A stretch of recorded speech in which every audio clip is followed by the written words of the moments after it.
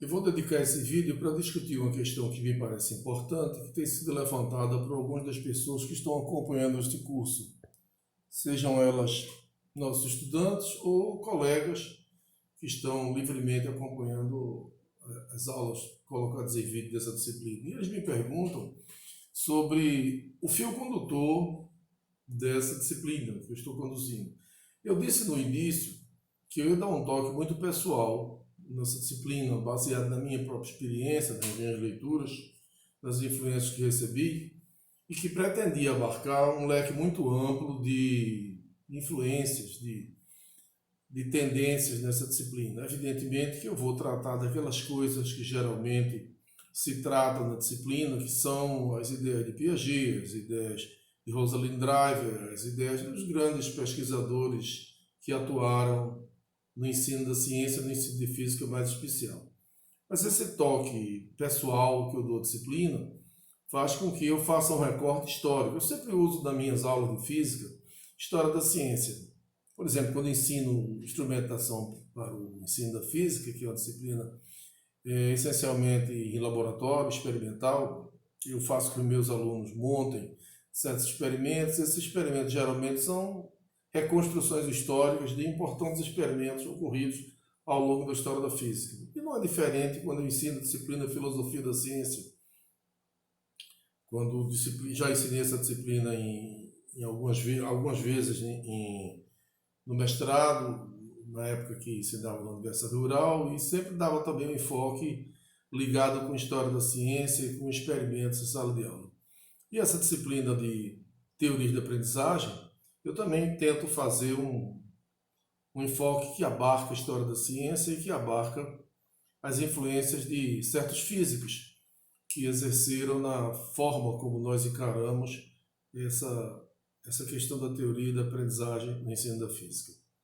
Por isso que eu me reporto frequentemente às influências de Einstein, às influências de Heisenberg, e aí faço uma digressão muito em cima deste livro que eu escrevi junto com a Cleide sobre Einstein e a educação. Esse é um livro que eu vou fortemente mencionar ao longo do curso, né? E tenho mencionado já, e vou desse momento em diante eu vou mencionar ainda com mais ênfase, né?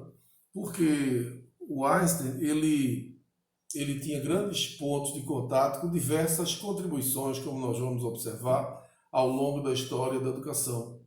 Eu poderia, por exemplo, citar as ideias de Dewey, as ideias de Pestalozzi, as ideias de Kant, e tudo isso fez parte da formação científica e educacional de Einstein, né? Como também Einstein foi profundamente influente no surgimento de teorias da psicologia, muito forte na psicologia da educação, como a Gestalt. Então, não apenas as ligações com as ideias de John Dewey, talvez o maior educador do século XX, como com o início da Gestalt.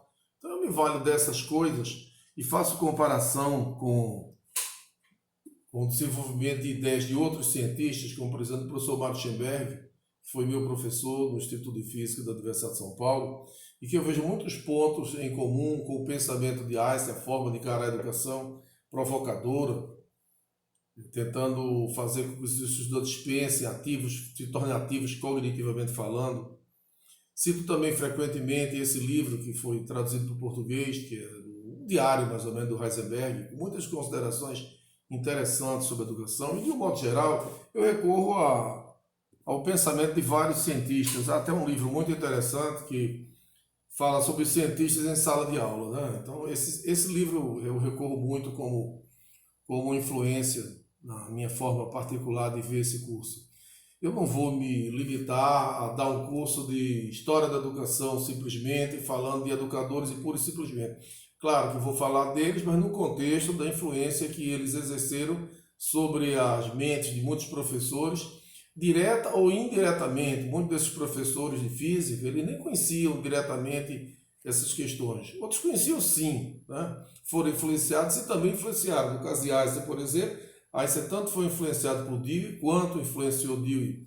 Einstein influenciou mais a Gestalt do que a Gestalt influenciou. Então, ao longo desse curso, e vou mostrar que muita coisa que se apresenta de educação, alguns físicos, como Einstein, por exemplo, já tinham percebido, né? Muita muita coisa, na verdade, que se apresenta como grandes novidades na educação e na ciência são ideias ressuscitadas, né? Cord Ford dizia que muita coisa que se apresenta de novo já foi apresentada pelos pré-socráticos, né? Então eu vou recorrer também a literaturas assim, específicas como resolver problemas, né? A ciência da resolução de problemas, estudos específicos sobre aprendizagem em laboratório, isso aqui num livro da Universidade de Leeds, sobre a questão do ensino por descoberta. Isso é um ponto que a gente vai debater muito quando discutir a questão do John Dewey, do ensino processual, várias outras questões ligadas à aprendizagem em ciência, concepções alternativas, visões distintas do construtivismo, né? Ligar com questões da prática, da física do cotidiano, como é importante se discutir questões ligadas ao cotidiano, como nesse livro que eu escrevi sobre Santos Dumont e a física do cotidiano, como se discutindo questões do GREF, que é um projeto que eu tive o prazer de participar no seu início na Universidade de São Paulo, e fazendo referência não apenas a essas coisas, aos escritos que cientistas fizeram sobre diversos assuntos ligados também à educação. Vocês têm visto que eu tenho abordado muito a questão da filosofia da ciência, mas especificamente da filosofia da física. Um dos livros que eu tenho mais referenciado é esse livro do Mário Bung, A Filosofia da Física. E essas são questões todas atinentes ao ensino específico da física. É um livro que eu gosto muito, esse livro de congresso. Eu tenho vários desses livros de congresso, vou dizer que tenho todos, mas tenho quase todos, talvez, dos congressos que foram realizados, uns que eu participei, outros que eu não tive oportunidade de participar. Um dos que eu gosto muito é esse aqui, do início dos anos 70, Ensinando Física. Ensinando Física é uma tarefa insolúvel, muito interessante. O título é muito provocativo, né? Organizado por um dos maiores educadores de física que eu conheci, que foi o Sanborn Brown, né? E vários outros sobre seminários de ensino de física que aconteceram em vários lugares do mundo, e que neles eu tiro ensinamentos, que é ensinamentos sobre experimentos em sala de aula, que é ensinamentos, por exemplo, sobre história da ciência, né? O uso da história da ciência no ensino. Então, dessas coisas aqui, eu tiro inspiração para conduzir minhas aulas e para inspirar a condução dessa disciplina, né?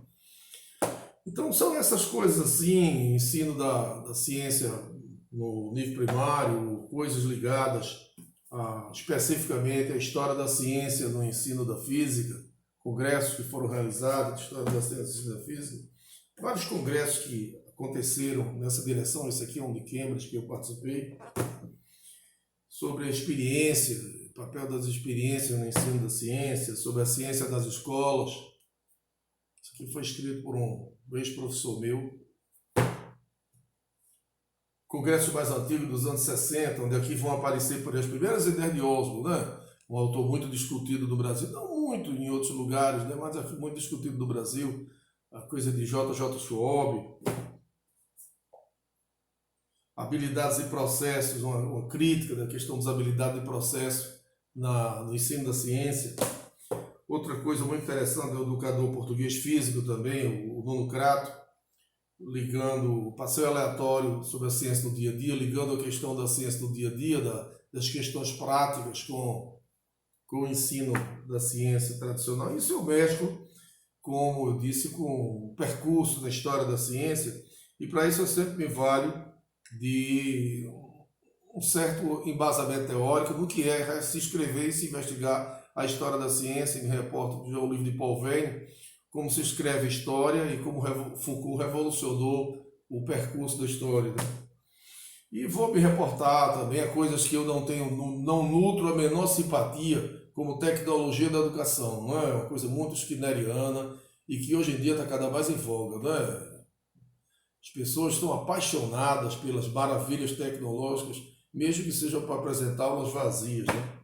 Mas vou me reportar sempre nessas próximas aulas, vou me reportar, por exemplo, a educadores como Pestalozzi, do século XIX, que vai influenciar profundamente o pensamento de Dewey e o pensamento de Einstein, e a história do desenvolvimento de conceitos, né?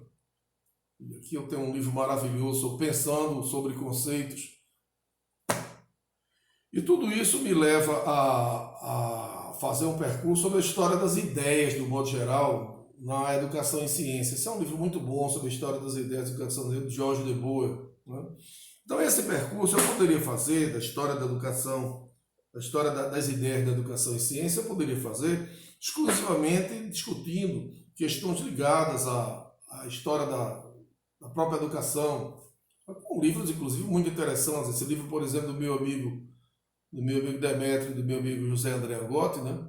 E esse outro livro deles também, mais específico de ensino de física, dois livros maravilhosos para ensino de ciência, ensino de física, até chegar aos problemas atuais da nossa educação brasileira, né? Cada dia a educação está num nível pior. Hoje em dia, então, está um caos, né? Não somente a saúde, mas a educação está um caos, né? E um livro muito interessante, A Pátria Educadora em Colapso, de Renato Giannini, né? Que foi ministro da Educação do governo Dilma, né? E dá um embasamento, sempre um embasamento filosófico a essas minhas considerações e linguístico, como esse livro de o Bakhtin apresenta sobre marxismo e filosofia da linguagem. A linguagem é uma coisa que vocês têm visto, eu tenho apresentado demais. Fazer referências à Escola de Frankfurt, que já fiz algumas, a teoria crítica é sociologia política da educação. E com isso investigar toda a história das ideias pedagógicas que eu vou me referir nas próximas aulas em grande profusão, na medida em que vou discutir isso no contexto do desenvolvimento disso no pensamento de Einstein, né? Eu não quero fazer simplesmente um livro maravilhoso do Morse Gadot sobre história da educação, história das ideias pedagógicas, mas eu não vou fazer um percurso como o Gadot faz, que é dentro exclusivamente da história da educação. Eu vou tentar fazer um percurso desse tipo, embasado também em questões de sociologia da educação, para levar, por exemplo, a educação popular, como o Gadot faz, mesclar essas coisas, inclusive também com como se espera, com contribuições da psicologia, mas quero fazer isso centrado, como disse, em relatos que estejam contidos na vivência pessoal de grandes professores de física e às vezes de grandes físicos, como foi o Einstein, que eu descrevo nesse livro aqui.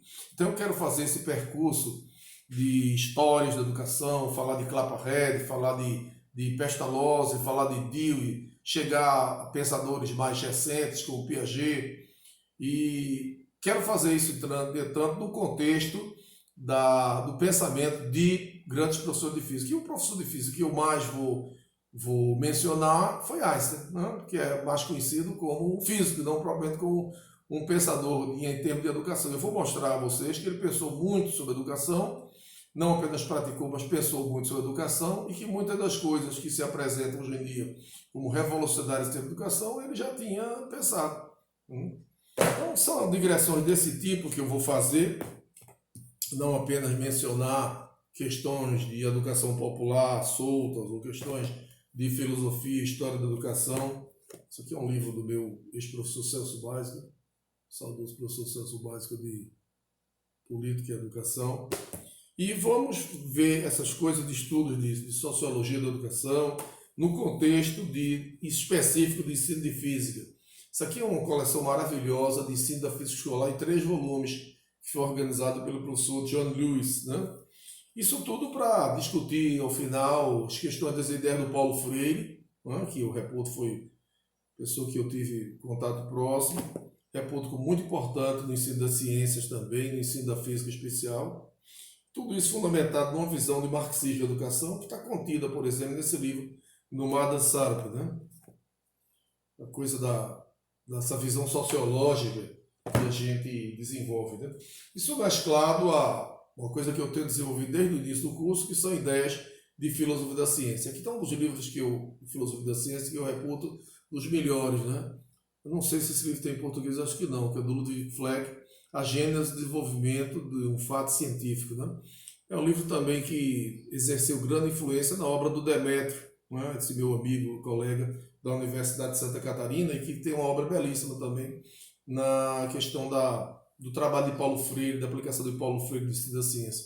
Então, alguns trabalhos do Demétrio têm refletido muito sobre as ideias do Ludwig Fleck. E nesse contexto de influência de história da ciência, eu sempre tento mesclar as coisas que apresento, seja de teoria da educação, seja de disciplinas práticas, de experimento com coisa da história da ciência, eu sempre referencio livros importantes da minha própria formação, como a Introdução aos Conceitos e Teorias das Ciências Físicas, do Gerald Rulton e do Stephen Brush. Não? E sempre referencio também o Projeto Física. Né? Projeto Física, que foi escrito pelo Gerald Rulton, pelo Stephen Brush e uma equipe grande de físicos americanos, principalmente. E o livro que eu mais cito de todos de ciência, de ensino de física, eu já citei várias vezes aqui, é o Física para uma Mente Questionadora, do Eric Rogers. Aqui também tem esse enfoque histórico, tem esse enfoque, como o título diz, questionador. E um livro mais recente para a universidade, que eu faço referência, acho que eu não fiz ainda ao longo desse curso, mas vou fazer o livro do Benson, de Física Universitária. Né? Um livro que tem muito conteúdo histórico, que é muito interessante. Eu sempre me reporto, quando faço essas digressões históricas, para não perder o rumo, né? Há um guia facilmente, como se fosse um mapa, o Google Maps, né? Meu Google Maps para a História da Ciência é esse livro aqui, né? As tabelas da ciência, né? Do Hellmans e Bunch, né? É um livro muito bom. Eu estou dizendo isso porque as pessoas me cobram que às vezes querem entender como é que eu estou fazendo esse curso, né? Afinal, quando é que você vai falar de Piaget? Quando é que você vai falar de Rosalind Drive? Quando é que você vai falar de Oswald? Olha, seria muito fácil para mim dar uma disciplina dessa forma bem tradicional e apresentar, digamos assim, uma visão bem esquemática, como o meu amigo, por exemplo, Marco Antônio Moreira, apresenta nesse seu livro, né? Uma abordagem cognitivista ao ensino da física. Esse livro é praticamente a Bíblia de muita gente que ensina essa disciplina. E com todo o direito, o Marco Antônio tem uma visão muito pessoal de encarar essa disciplina devido à sua formação, né? Estudou dos Estados Unidos e teve forte influência do Stockholm Novo, né? E teve forte influência do Oslo. Então é mais ou menos como ele pensa. A minha formação é diferente, eu conheço isso aqui, mas a minha formação é mais histórica, filosófica. E eu não tenho assim, eu conheço o assunto, vou expor para vocês o assunto no seu devido momento e com a devida importância, mas não colocar essa ênfase que se coloca na coisa. Eu não tenho assim grande simpatia por essas coisas assim, esses esquemas que me parecem muito esquemáticos devido a uma certa visão estruturalista desses mapas conceituais que para mim são de um reducionismo impressionante. Não estou criticando quem acha que simpatiza com essas coisas, não, eu também simpatizo.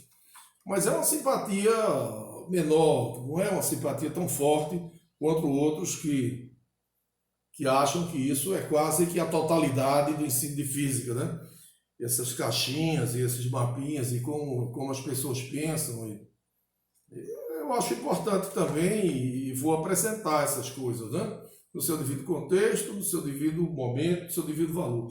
Eu prefiro dar toques mais históricos e filosóficos, como por exemplo esse trabalhinho que eu não cheguei nem a publicar. Isso aqui foi um trabalho que eu fiz para uma disciplina, esse livrinho aqui, o desenvolvimento das ideias de impulso e momento linear. Isso eram trabalhinhos que eu fazia como se fossem apostilas que eu fazia para meus alunos na época que ensinei assim, a descoberta da natureza vetorial do momento linear, questões históricas assim, ligadas também com experimentos, como você pode fazer, até um artigo que eu escrevi sobre isso, sobre a gênese do conceito de força, o verdadeiro conceito de força, né? Debate no século XVIII. Então são coisas que mesclam história da ciência, que mesclam experimentos, que mesclam situações do dia a dia. Essa é mais ou menos o enfoque que eu dou à disciplina, e muitas vezes, às vezes, as pessoas estranham da forma como eu estou conduzindo a disciplina. Eu preciso justificar, né? Porque alguns colegas dizem assim, mas Alexandre, eu não estou entendendo muito onde você vai chegar. Você está fazendo algumas digressões filosóficas. Bem, eu fiz digressões filosóficas, fiz considerações a respeito de filosofia da ciência, a respeito de sociologia da educação, de filosofia da educação. Dei alguns exemplos de desenvolvimentos de conteúdos, quando citei, por exemplo, o livro do Lucy, quando citei o livro do Eric Rogers. E agora eu vou pegar uma linha de pensamento que é a linha mais ou menos histórica do desenvolvimento da educação de Einstein, do pensamento de Einstein, como ele viu a educação, porque isso vai me permitir que eu coloque em foco uma certa história das ideias da educação, desde o século XIX até o século XX, influências principais como o pensamento fundamental de John Dewey, porque estudar John Dewey, a gente já se referiu a ele, John Dewey foi muito importante nessa concepção de a escola como a construção do espaço democrático, né? De a escola como sendo uma pequena comunidade democrática, mas não apenas isso. É uma coisa que o Einstein, por exemplo, vai abraçar com muito vigor, mas não apenas isso, né? Essa visão socialista, digamos assim, um tanto ingênua do John Dewey, mas muito interessante, apesar de ingênua, muito interessante. Ingênua quando comparada, por exemplo, a visões como da teoria crítica da escola de Frankfurt, né? Mas uma visão muito influente, né? Que cria um movimento chamado Escola Nova, no seio do qual é dada uma grande importância ao ensino da ciência no contexto da vida, né, da Escola Nova. Né? E daí nasce, por exemplo, de John Dewey, nasce uma vertente muito importante que vai influenciar o ensino de ciências e o ensino de física, muito especialmente, dos anos 60 principalmente, mas que ainda exerce hoje uma grande influência, que é o ensino por descoberta. Isso vai se revelar muito forte, por exemplo, naqueles que seguiram Piaget, achar que se deve ensinar por descoberta. Né? Isso é uma coisa que vai ser muito criticada pela professora Rosalind Drive, né? Quando discute a questão do construtivismo, das ideias espontâneas dos estudantes que surgem em contextos muito específicos. Né?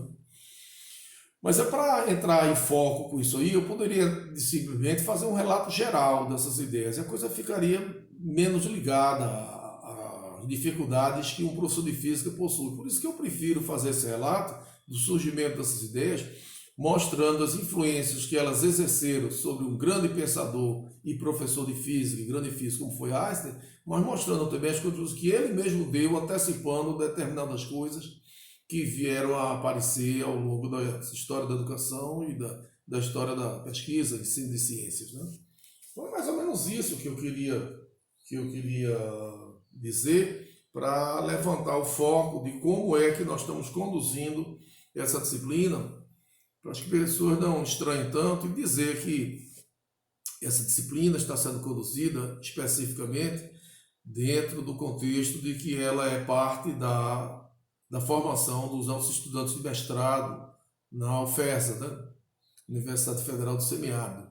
Mas as dificuldades que nós temos tido nessa época de pandemia com a internet não são poucas. Eu acho que todos vocês, professores, têm tido dificuldades semelhantes. Né? Nas últimas 2 semanas, por exemplo, eu tive problemas de conexão e agora mesmo, por exemplo, estou tentando transmitir essas aulas, fazer o upload dessas aulas de madrugada, que é o único momento praticamente em que aqui na região semi-rural que eu moro, perto do Recife, a conexão não é das melhores, que eu tenho uma janela de melhora da velocidade do upload. Né?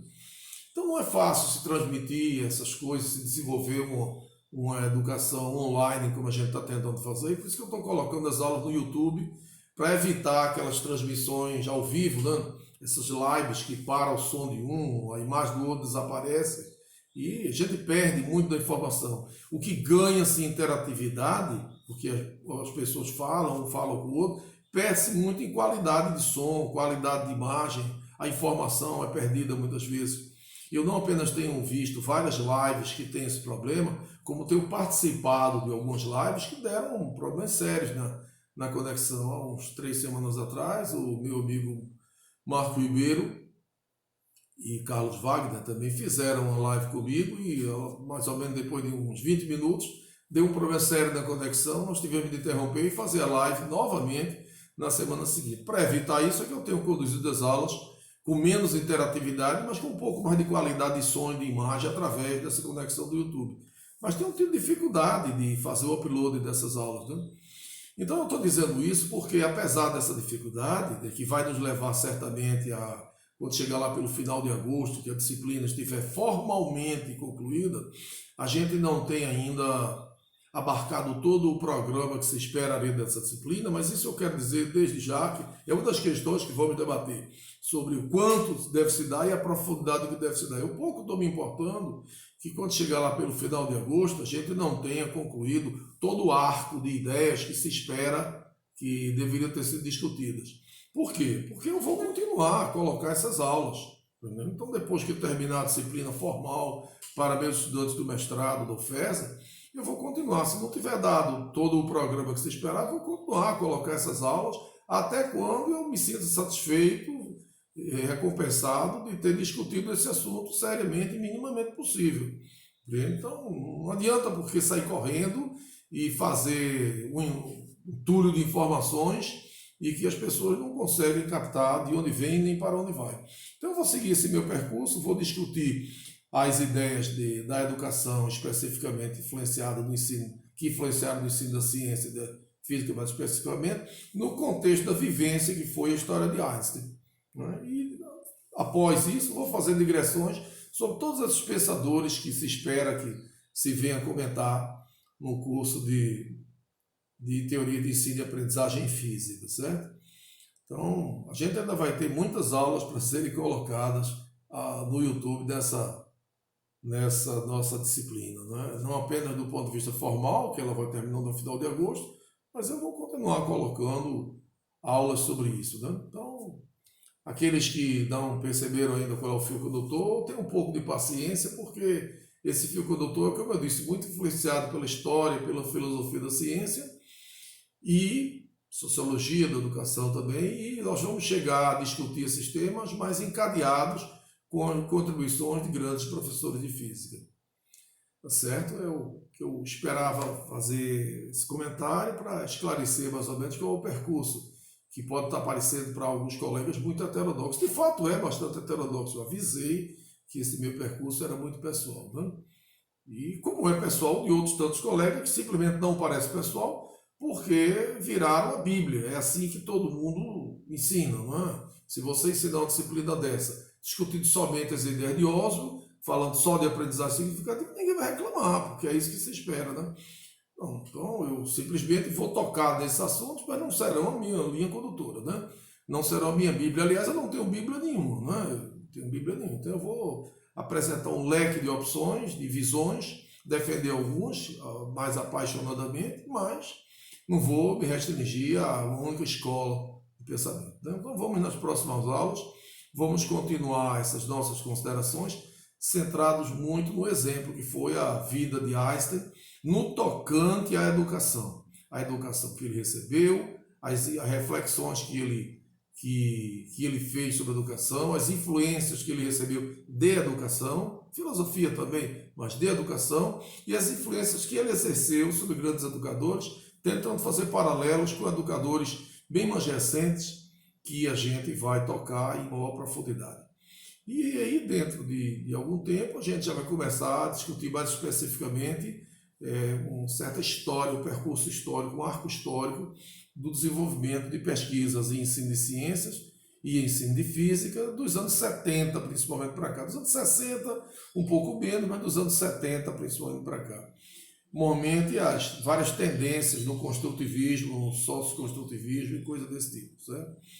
Então, tem um pouco de paciência com esse meu percurso histórico muito pessoal, que eu dou disciplina e que em determinado momento vai parecer mais claro por que é que eu estou dando esse foco da forma que apresento a disciplina.